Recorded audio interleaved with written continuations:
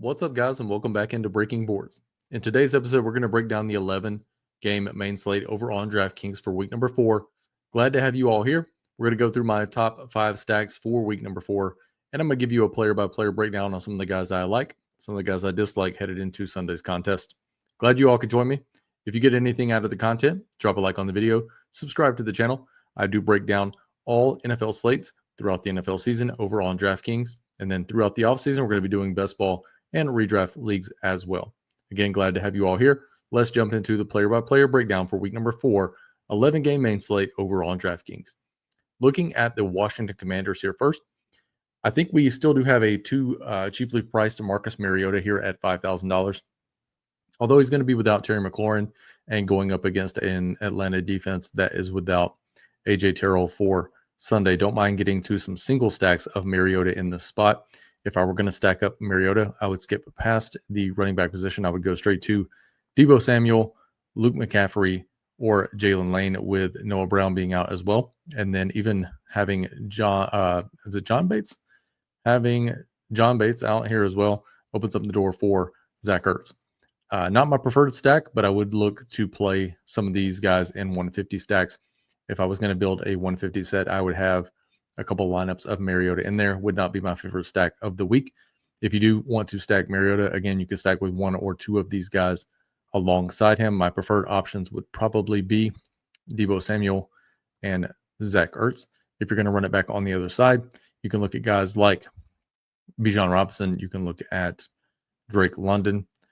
That would be where I would stop with this current build. If you had two receivers and you took out Ertz, you could look at Kyle Pitts as a bring back here as well.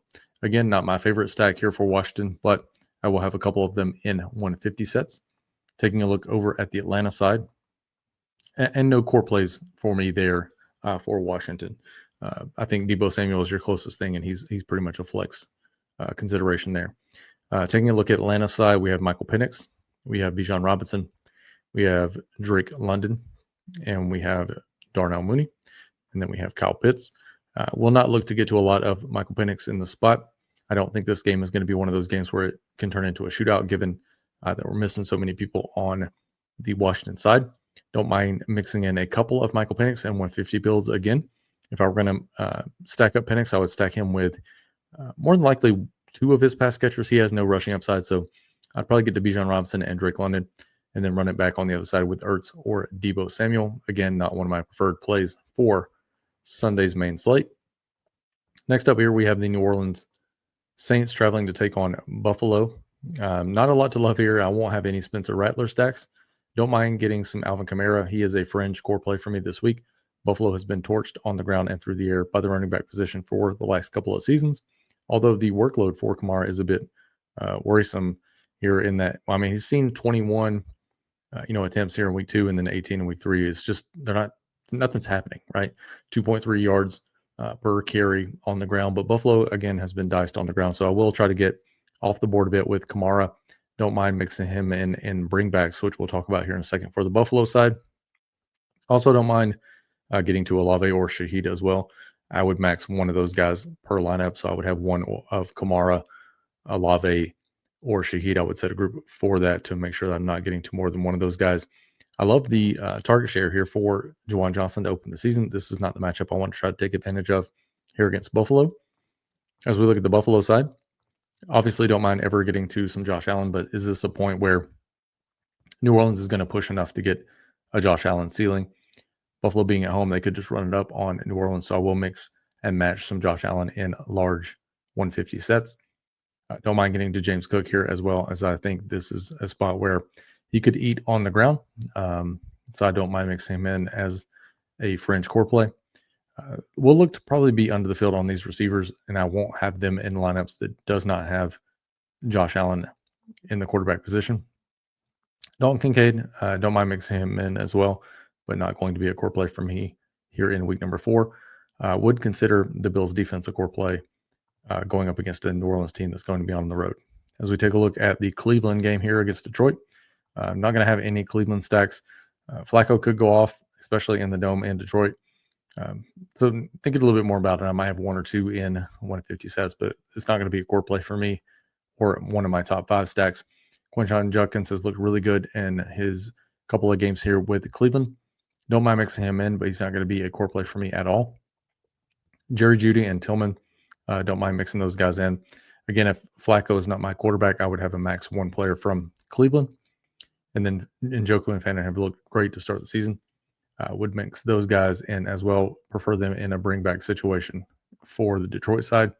As we take a look at Detroit, you have Goff at home. He's just a different quarterback at home. Don't mind getting to a couple of Goff stacks.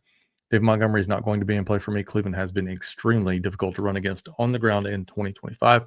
So if I was going to play a running back here, it would be Jahmyr Gibbs. Don't mind getting to Amon-Ra and J-Mo in my Goff stacks, and then Sam Laporta in that same vein. No real core plays for me here on either side, but just guys I'll look to be mixing and matching in, and I will have secondary stacks of that game. Looking at the Tennessee and Houston game, Tennessee taking on a Houston team that is struggling but has a great defense. I will not have any Cam Ward stacks for Sunday. Don't mind mixing in Tony Pollard as a fringe core play. Calvin Ridley and Io Manor are both on the board for fringe core plays as well, given that Derek Stingley has missed a couple of practices this week. Chikakongwu is just someone you can get in as a dart throw at the tight end position, given his salary of $3,500. No core plays on the board for me for Tennessee, but again, those some fringe core plays that we talked about a moment ago. Looking at the Houston side, this is a team has just looked absolutely brutal to start the season. I will avoid CJ Stroud here in this matchup that's not great. I won't look to play any of his running backs as well. If I were going to play someone in this spot, it would be Nico Collins. But again, not in love with it. He is a fringe core play for me in week 4.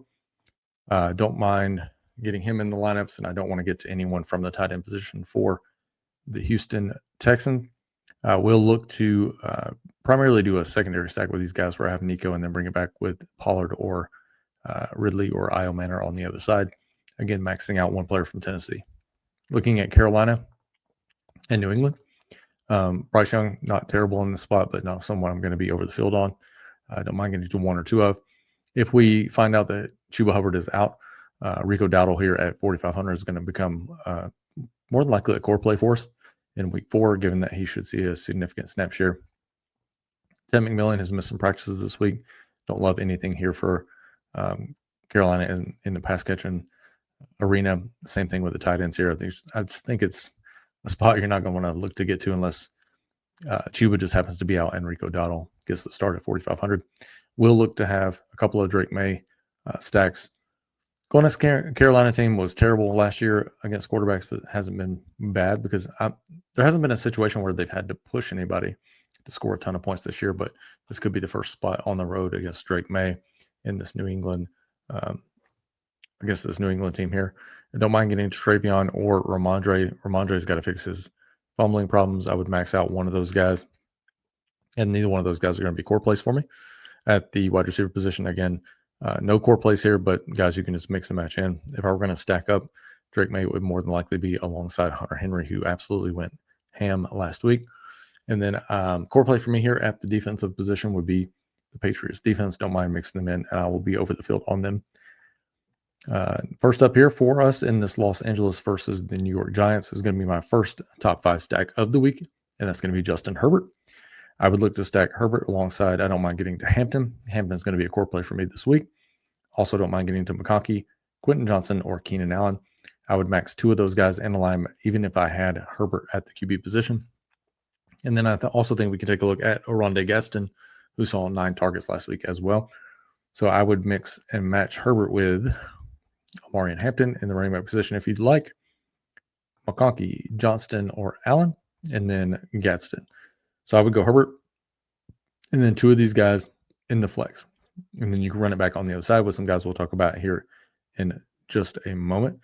And as we clear these guys out and go over to the New York Giants side, you could come back with, I won't have any Russell Wilson stacks this week, but you could come back with Cam Scatterbo taking over for Tyrone Tracy, who's going to be out at 5,500. Don't mind getting to Scatterbo quite a bit this week. Same thing with Neighbors, Wandale Robinson. To a lesser extent, Darius Slayton. Slayton would be a max 150 build in the Millionaire Maker contest. Predominantly my favorite 2 bringbacks for the New York Giants would be Cam Scatterbo and Malik Neighbors. So again, my top stack here and stack number 1 for the week would be Justin Herbert taking on the New York Giants. As we move over to the Philadelphia side, Jalen Hurts, don't mind stacking him up here at all. You can always get some Jalen Hurts stacks. Saquon, nothing needs to be said. He will be in the core play bucket to draw from. AJ Brown and Devonta Smith. Again, I do think this is going to be a fairly high scoring game. I see it being 47, 48 as a total. So I don't mind getting to either one of these guys. I would max one of those guys in contest. If you do stack up Hurts, I don't mind stacking one pass catcher alongside Saquon Barkley in those stacks. You can also bring it back on the other side with some of the guys we're just about to discuss. Don't mind getting to some Baker in tournaments. He will not be a core play for me as far as stacks. Also, don't mind getting to Bucky. Would pretty much avoid Rachaad White in the spot in that it's tough to run on this Philadelphia team. Don't mind getting to Edgebuka. And with Mike Evans being out, if Chris Godwin plays, I think we can mix him in as well. But he'd be someone that I'd be way under the field on, given that he's going to take a couple of weeks to ramp up. So don't mind getting Edgebuka in those lineups. We'll probably look to fade this tight end position for Tampa Bay outside of K. Dotton. So if you had a bigger stack, I wouldn't mind getting two of Bucky, Edgebuka, or K. Dotton into those lineups. And then also don't mind using those guys as bringbacks if you want to get to Jalen Hurts stacks as well. Next up, and my second favorite stack here, or top stack for the week, is going to be Daniel Jones. You can get Daniel Jones in there. This is going to be a tough matchup here for Jonathan Taylor. You can always play Jonathan Taylor, though. And then I would look to get, if I'm going to have a Daniel Jones stack, I would look to get two of these pass catchers, whether it be Pittman, Josh Downs, or Adonai Mitchell. And then you can also always include Tyler Warren. So we're going to go here, and we're going to go boom, boom, and boom. I would have Daniel Jones with two of these guys in the lineup, given that he does have some rushing upside with Daniel Jones, and then either one of these guys could go ham. Prefer Tyler Warren, given that the tight end position is weak for the Rams. So I prefer to go Jones, one of these guys, Tyler Warren, and then bring it back with a Puka Nacua on the other side, which we'll talk about here in just a moment. Clearing that out and going over to the Rams side, we have Matthew Stafford, who I will not get to a lot of this week, but I will have some. Kyron Williams, don't mind mixing him in as a French core play. Puka Nacua is going to be a core play for me, and then Devonta Adams would be a core play for me as well if he suits up. Would max one of those guys in lineups. And then at the tight end position, I pretty much never play one for the Rams. So again, I love that spot there for Indy and the Rams. Next up here, we have Jacksonville taking on San Francisco. Trevor Lawrence, I mean, I don't know when this guy's going to break out, but I don't think that he is. Watching him at Clemson, I think people were overrating him as he entered the league. So it's not going to be someone that I look to stack up a lot. Maybe a 1 in 150 sets. Travis Etienne, I would be under the field on him. By Shaltuten, I don't mind mixing him in as a salary saver. Brian Thomas Jr. hurt his wrist last week. Not going to be someone I'm going to be over the field on in this spot. And then I'll be under on all the rest of those guys as well. Do expect Travis Hunter to improve as the season goes on. Brent Strange is someone you can mix in at 3,200, but not going to be over the field on him at all either. Just got word that Brock Purdy is going to play in week number 4. Don't mind stacking him up if that's something you're feeling. Christian McCaffrey will always be a core play for me and mixed in. And then Pearsall and Jennings, we'll just follow the news on these guys.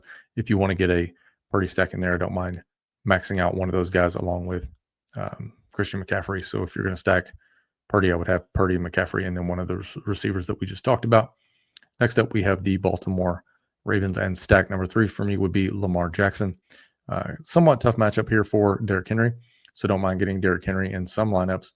Don't mind getting Justice Hill in lineups as well. And then you can go with Flowers or Bateman here or Mark Andrews.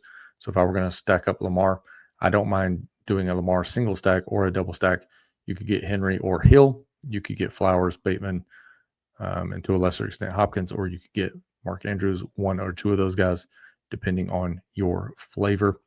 And then we could go with Patrick Mahomes here as well in this spot. He has looked not great to start the season. These running backs have looked pretty terrible as well. But with Xavier Worthy back, you could get Mahomes to Worthy or Hollywood Brown. Tyquan Thornton's caught some bombs, but I do think that role is going to go back to Xavier Worthy, and then I don't mind getting Kelsey in there. So if you want to stack those guys in Sunday's contest, you could go with Mahomes, you could go with Xavier Worthy or Hollywood, and you could go with Travis Kelsey. And then we have some guys to bring back with on the other side as well. And then closing out my top 5 stacks here of the week is going to be Chicago and Las Vegas. I would go with Caleb Williams, and I would stack him alongside Rome Odunze or DJ Moore or Luther Burden. And then also you can mix in Loveland if he plays, or Cole Kmet. We'll probably get 2 of the receivers in there. I'm probably going Adunze and Burden as my favorite stack this week here against Las Vegas.